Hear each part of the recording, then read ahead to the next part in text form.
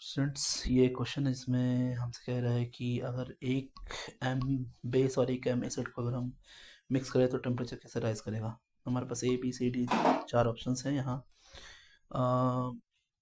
ए हम जानते हैं ऐसे कि हीट जो हीट होता है वो जैसे हीट बढ़ेगा तो हमारा चेंज इन टेम्परेचर बढ़ेगा, दोनों एक दूसरे के डायरेक्टली प्रोपोर्शनल होते हैं। तो जैसा कि हमारा ऑप्शन ए दिया हुआ है इसमें, और हमें पहले तो ये समझना होगा कि रिएक्शन टाइप्स और कैसे हीट ऑफ न्यूट्रलाइजेशन होते हैं, है ना।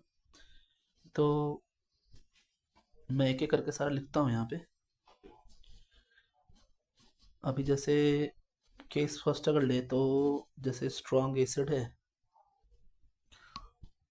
और साथ में स्ट्रॉन्ग बेस है, अगर ये दोनों एक दूसरे को न्यूट्रलाइज करेंगे तो हमें 1 मोल ऑफ H प्लस और 1 मोल ऑफ OH माइनस लेना है। यानी स्ट्रॉन्ग एसिड से आया हुआ H प्लस 1 मोल होना चाहिए और स्ट्रॉन्ग बेस से आया हुआ OH माइनस 1 मोल होना चाहिए। अगर ये दोनों 1 मोल हैं तो जो हीट ऑफ न्यूट्रलाइजेशन होगा वो होगा -57.1 किलो जूल पर मोल होगा। अच्छा, यही चीज़ें ना बाकी के एसिड्स के लिए ना कम होती जाएंगी। मैं सारे केस बताता हूँ। जैसे सबसे मिनिमम अगर होगा तो वो होगा वीक एसिड और वीक बेस के लिए। सबसे मिनिमम हीट ऑफ न्यूट्रलाइजेशन होगा वीक एसिड और वीक बेस के लिए, सबसे मिनिमम, है ना। तो इसको मैं लिख भी देता हूँ कि ये सबसे मिनिमम है। इसके लिए हीट चेंज जो है वो सबसे कम होगी, स्मॉलेस्ट इन, है ना, न्यूट्रलाइजेशन, हीट ऑफ न्यूट्रलाइजेशन, है ना, स्मॉलेस्ट इन मैग्नीट्यूड।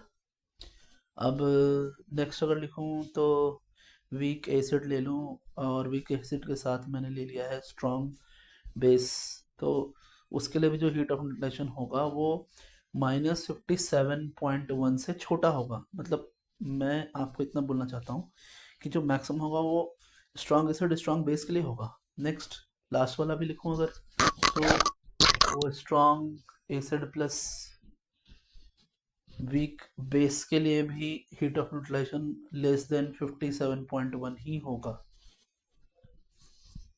और अब यहाँ पर ऑप्शंस के हिसाब से चले तो पहले ऑप्शन में हमें ये दिख रहा है कि इसने 50 ml ऑफ HCl लिया है और 20 ml ऑफ NaOH लिया है, दोनों का मोलरिटी 1 1 है।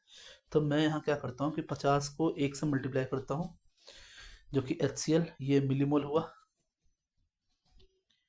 और साथ में फिर से मैंने 20 को 1 से मल्टीप्लाई किया, जो कि ये भी हमारा मिलीमोल आया NaOH का। इसको भी मैं लिख देता हूँ, दोनों ही मिलीमोल है, ये भी मिलीमोल है, ये मिलीमोल ऑफ NaOH है, ये मिलीमोल ऑफ HCl है। फिर अगर 50 मिलीमोल से मैंने 20 मिलीमोल को घटा दूं, क्योंकि हमारा लिमिटिंग एजेंट तो 20 मिलीमोल ऑफ NaOH होगा, तो 50 माइनस 20 यानी 30 मिलीमोल ऑफ HCl जो है वो बच जाएगा, और 20 माइनस 20 ये लिमिटिंग एजेंट होगा। तो एक्चुअली में जो न्यूट्रलाइजेशन हुई है वो 20 मिलीमोल की हुई है, बस 20 मिलीमोल की न्यूट्रलाइजेशन हुई है। अब अगर ऑप्शन बी को देखा जाए तो उस केस में ऑप्शन बी के हिसाब से यहाँ 30 ml ऑफ HCl है and and and 30 ml of NaOH है। तो 30 इंटू 1 जो है वो मिलीमोल ऑफ HCl आएगा, 30 into 1 of millimole of NaOH आएगा। दोनों ही 30 हैं तो 30 millimole of HCl and 30 millimole of NaOH। तो 30 माइनस 30, 30 माइनस 30, दोनों ही एक साथ खत्म हो गए, तो जो न्यूट्रलाइजेशन हुई वो 30 मिलीमोल की हुई। तो ये तो पहले वाला से ज़्यादा हुआ यहाँ पर, तो 30 मिलीमोल की न्यूट्रलाइजेशन हुई, और दोनों ही स्ट्रॉन्ग एसिड और स्ट्रॉन्ग बेस हैं। बट बी अभी तक मैक्सिमम है, ये स्ट्रॉन्ग एसिड स्ट्रॉन्ग बेस है, ये भी strong acid plus strong base है, लेकिन अभी तक बी ज़्यादा है। अगर ऑप्शन नेक्स्ट ऑप्शन की बात करें, है ना, यहाँ भी देखिए मैं आपको बता रहा हूँ वही 20 और 30, दोनों 30 ज़्यादा है, 30 का न्यूट्रलाइजेशन हुआ है। ऑप्शन सी की अगर बात करें तो इसमें हमें 45 इंटू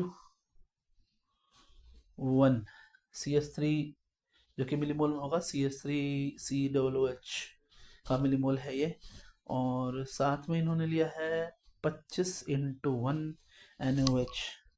तो अगर मैं इसे गौर से देखूं तो मुझे ये समझ में आएगा कि 45 - 25 और ये 25 - 25 यानी हमारा लिफ्टिंग एजेंट NaOH है, 25 मिलीमोल का न्यूट्रलाइजेशन हुआ है, जो कि अभी भी कम है बी वाले से।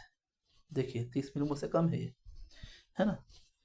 और यहाँ पे वीक एसिड भी है डी वाले में। देखिए अगर तो हमें ये बात दिखेगी कि 30 का तो उन्होंने लिया है, 30 of CH3COOH, that is 30 millimole of CH3COOH and 30 millimole of NaOH।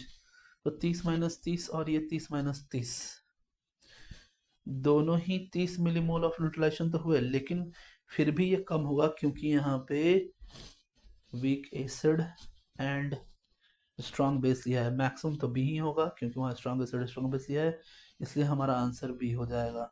Maximum heat